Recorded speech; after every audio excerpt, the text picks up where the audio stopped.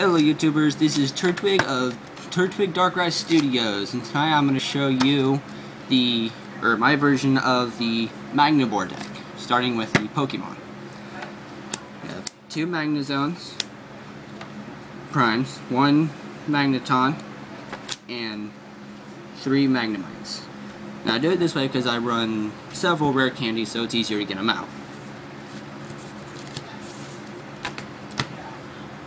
Then we're running 2 line of MagneBoar. It's the most popular way to do it. MagneBoar, mainly for its ability, obviously, helps immensely in this deck. You need 3 Clefas and a Tyrogue. These are your babies. These are the ideal starters. Clefa is probably going to be your best bet with your starting for its Eek. You shuffle your hand to your deck, draw 6 cards, easy. Your Tyrogue can be a donk. Very simple. If say your opponent starts with a Cleffa of their own, and that's all they have to start with, bring out your Tyrogue using like a dual ball or a collector, and you got your donk.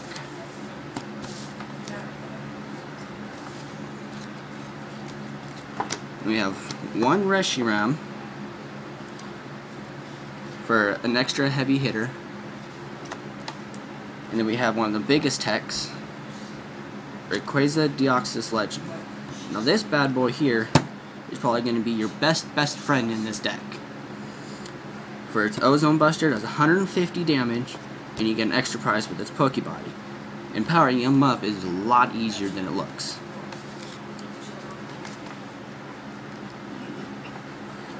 And now we have the trainer line. Fairly simple, but big. 3 collectors,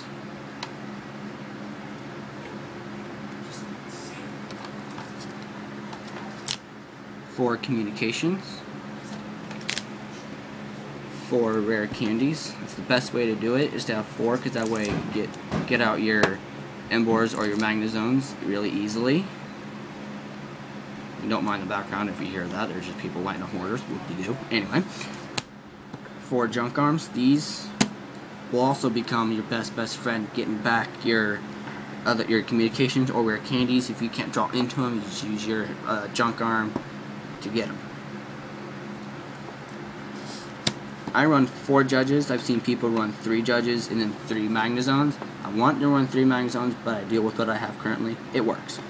But judges are also really nice because you can screw over your opponent like that. By playing this, you both shuffle, you get 4, you can play out your hand and draw a whole new hand of 6, all in one turn. And then do it again if you have your 2nd or 3rd Magnezone, depending on how many you run. And then you got 2 Sage's Training. Those are mostly for mid to end game cards, because by the time you get towards the mid to end game, you'll normally have your entire set. So you'll have a bunch of dead cards that you can get rid of. 2 energy retrievals. Those are really nice to get your energies back. You can also get them back with your junk arms. 2 switches. Those are nice to bring back Pokemon you don't want. Like if you can't seem to get your babies to wake up, you can just switch. And also with your MagneBoars, they say someone uses like coming up in this next set that's going to be released fairly shortly is going to be what's called Pokemon Catcher. It's basically the reprint of Gust of Wind. They'll switch your Pokemon. Say they bring up MagneBoar, you need a way of getting them back. And then these 3 are probably the only 3 single cards I run in here. I run Reversal. That can really mess up your opponent if you get the heads on that one. And with the junk arms, you can run it.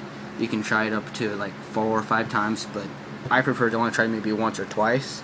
That way you can utilize the junk arms for your more important stuff. Flower Shop Lady, for obvious reasons. If your MagneBoars or Magnezones get knocked out, you can get them back, or keep yourself from decking out. If you get low on a deck, just use that, get 6 cards back there, give you some extra time. And then Fisherman, so you can be able to get your get other energies back other ways other than just the energy retrievals if you say run out.